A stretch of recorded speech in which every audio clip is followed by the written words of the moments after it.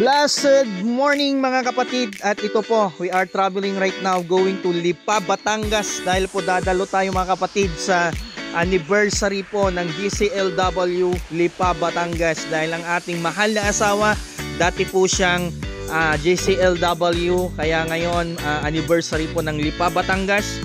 Sasamahan natin po yung mga ibang pastor dahil sila po ang magpipreach. Yan mga kapatid, nakarating na po kami dito sa church po nila at praise the Lord dahil sa safe travel po ng aming pagta-travel po ay talagang ginabayan kami ni Lord mga kapatid. At ngayon nagyaya po silang kumain dito po sa Lumi. Siyempre mga kapatid, kung pupunta tayo sa Batangas, hindi po nawawala ang Luming Batangas at ito yung kanilang mga menu. At highly recommended po mga kapatid ang kanilang menu. Napakasarap. Higit sa lahat yung Lumi po nila. Takam na po kami dyan na naghihintay. At yun na nga po mga kapatid, dineliver na po ang Overload Lumi Batangas. At yung rating ko dito, nasa 9 siya dahil napaka sarap at higit sa lahat mga kapatid. Ang gusto ko dito yung lapot niya. Gusto kong gayahin na mo ay magaya natin. Kasama natin yung mga pastor, yan yung my love, ay mahal na asawa. At yan, kakain na po kami. Tara, samahan nyo kaming kumain na napakasarap na Luming Batangas. So yan po sila GP, kasama natin dyan. Sila Joshua, Pijong. At yan na po, tapos na kami kumain. At ngayon, nakarating na din kami sa tutulugan.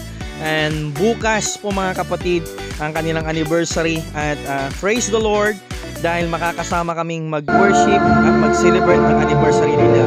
At ito na yung worship mga kapatid. Samahan mo kaming mag-worship.